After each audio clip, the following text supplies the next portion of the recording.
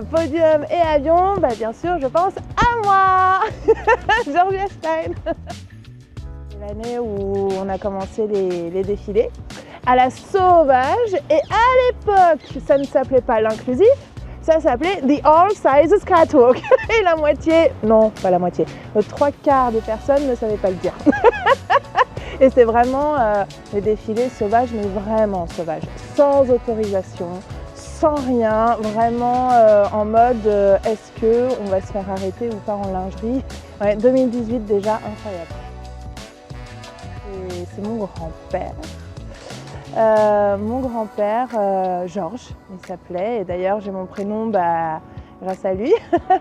Il m'a inspirée par son parcours, mais surtout par sa mort. Et c'est là où c'est un peu étrange de dire ça, parce que en fait, quand il est décédé, c'était la grève du personnel soignant, personnel hospitalier, tout ça. Et du coup, j'ai dit que j'allais m'en occuper. J'ai sorti du frigo, pourtant il y avait une énorme baie vitrée où il y avait les personnes de la mort qui étaient derrière cette baie vitrée qui me voyaient faire. Ils m'avaient donné l'autorisation de m'en occuper. Ils ne m'ont pas aidée. Le fait de le voir comme ça, je sais pas, il était apaisé. C'est là en fait où j'ai réalisé, parce qu'on sait qu'un jour c'est la fin, mais on ne se rend pas vraiment compte. Et c'est là où j'ai vraiment réalisé qu'il y a une fin. Et la fin, elle va arriver, que tu le veuilles ou non, elle va être là. Quand, on ne sait pas, mais elle arrivera. Et du coup, je me suis dit, ok, d'accord, donc comment je vais vivre ma vie? Qu'est-ce que je vais en faire? Est-ce que je vais apporter quelque chose à quelqu'un, ou est-ce que je veux la vivre pour moi et m'éclater?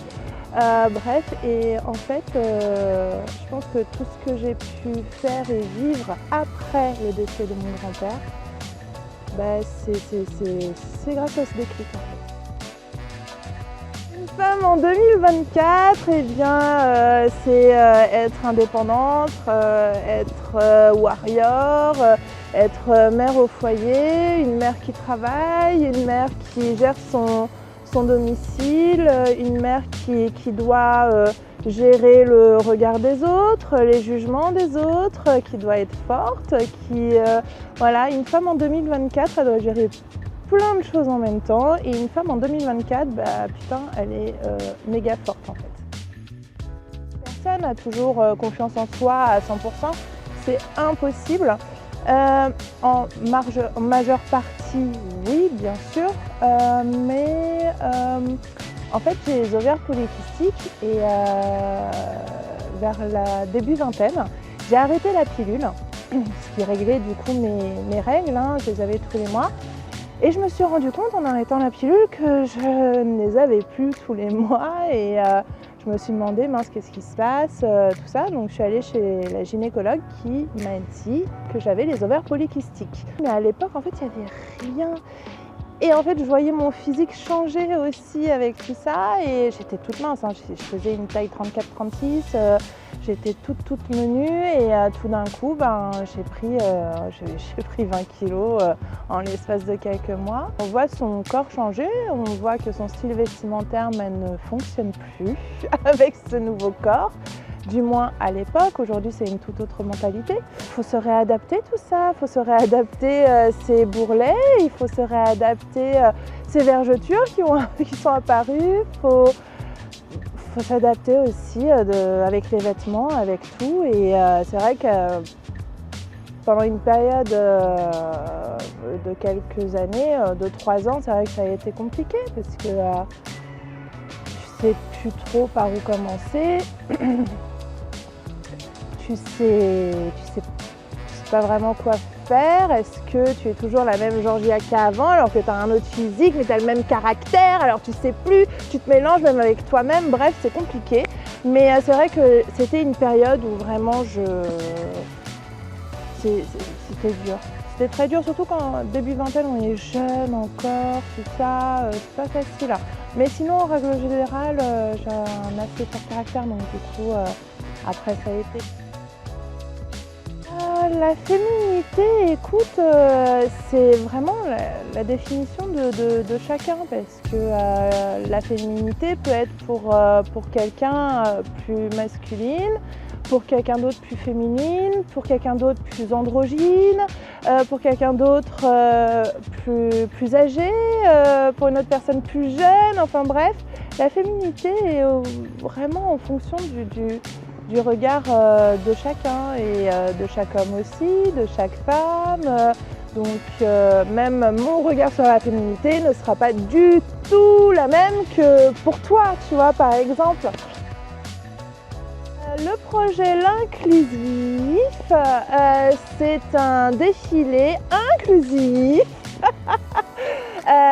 où tout le monde en fait est la bienvenue, tout le monde peut faire passer son message, peut se montrer tel qu'il est, peut être fier de ce qu'il représente et le message est très simple, c'est tout simplement s'accepter tel qu'on est et du coup accepter autrui dans la tolérance, sans jugement. Ce sont des personnes qui non seulement peut-être s'acceptent mais ou alors veulent se challenger et du coup se mettent en lingerie en plein Paris pour montrer en fait cette différence qui en quelque sorte ne l'est pas tant que ça si on réfléchit bien parce que une différence qui existe par un million, ce n'est plus une différence. Mais c'est un autre débat.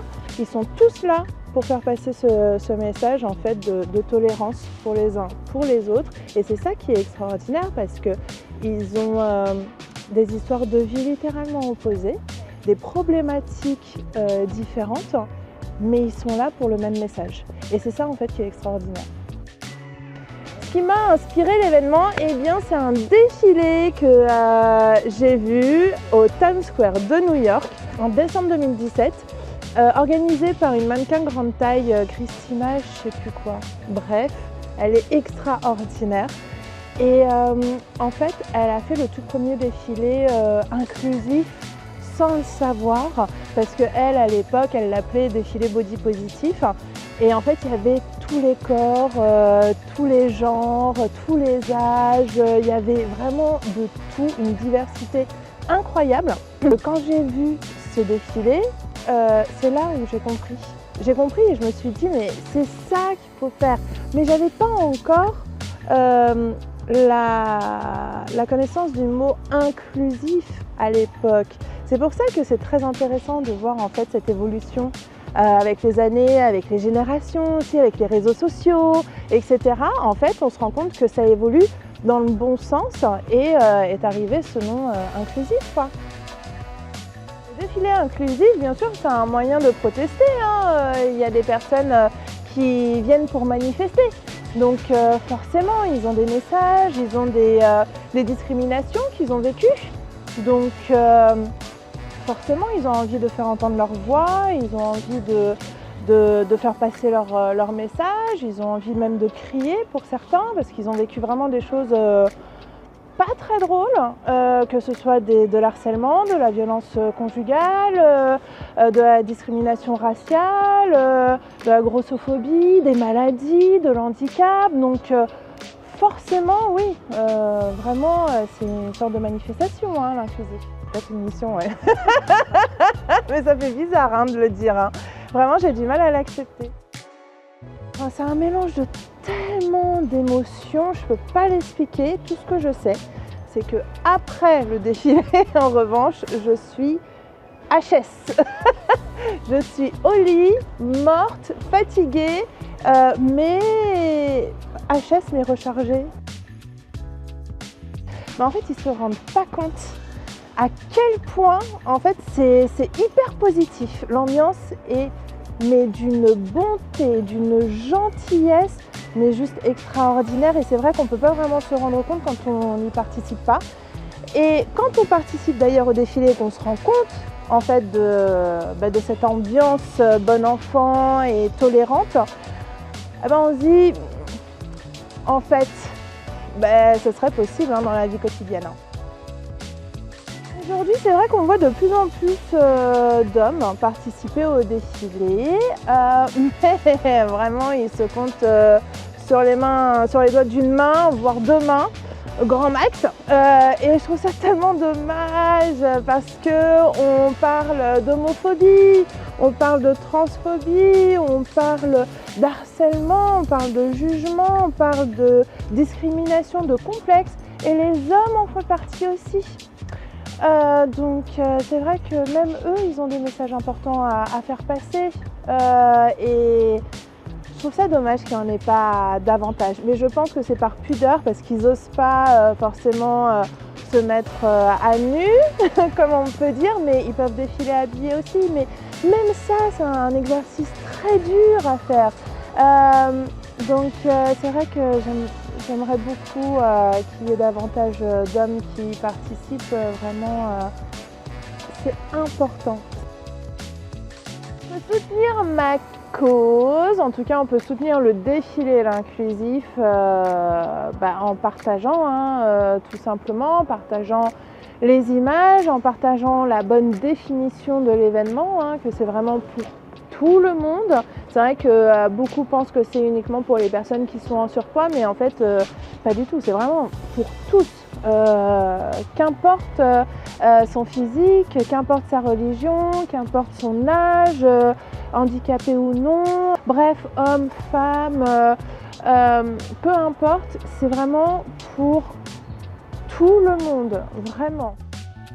Je souhaite pour les autres que vraiment l'inclusif cartonne les années à venir, que ça devienne du coup un événement incontournable une fois par an à Paris. J'aimerais bien aussi qu'on l'exporte dans d'autres villes en France. Franchement, ça ce serait super. J'espère que ça va continuer, j'espère que ça va grandir. Alors, les détracteurs, les haters, Dieu soit loué, j'en ai pas beaucoup, ils se font rares, mais je sais que pour d'autres, ce n'est pas du tout le cas. Pour ces détracteurs, j'ai envie de leur dire, je suis triste pour eux parce que je comprends pas, on vous propose du bonheur. On vous propose de la positivité, on vous propose du sourire, du rire, et vous n'en voulez pas. Donc, dans la logique, c'est que vous n'allez pas bien. Il y a quelque chose qui cloche. Eh bien, venez. Venez à l'inclusif, venez participer, venez parler aux personnes qui sont là, qui ont des messages à faire passer. Peut-être que vous vous reconnaîtrez aussi à travers un participant ou plusieurs. La curiosité n'est pas un vilain défaut dans ce cas-là. Venez. Un mot pour le monde de la mode actuel, ce serait continuer. Continuez dans votre lancée. Là, on a vu que ça s'est un peu arrêté. Il y a eu une effervescence dans le body positivisme, etc. Il y a quelques années, on a vu que ils jouaient le jeu en apportant un peu de diversité dans leurs mannequins. J'ai envie de les encourager. J'ai envie de les encourager et qui continuent en fait dans leur lancée. C'était si bien. Après, je ne sais pas s'il y a plein de facteurs qui rentrent en jeu, des facteurs économiques, tout ça. C'est vrai qu'on est dans une période qui est assez compliquée. Pour créer, pour agrandir leur gamme de taille, c'est très compliqué aussi, ça ne se fait pas aussi facilement. Pourtant, ils ont les moyens, peut-être qu'ils ne les ont plus, on ne sait pas, mais en tout cas, j'ai envie de les encourager. On est arrivé à un stade avec les réseaux sociaux où on ne sait plus si c'est eux qui nous transmettent quelque chose, parce qu'ils sont nés en fait dans l'inclusivité, dans les réseaux sociaux, dans tout ça. Donc on ne sait plus trop si c'est eux qui nous apportent quelque chose ou si c'est à nous de leur faire passer le bon message. Je pense qu'on se complète. Cette nouvelle génération va nous surprendre, je crois. Un slogan, ce serait « Georgia, elle pète, mais pas plus haut que son cul ». Fun, positivité et liberté.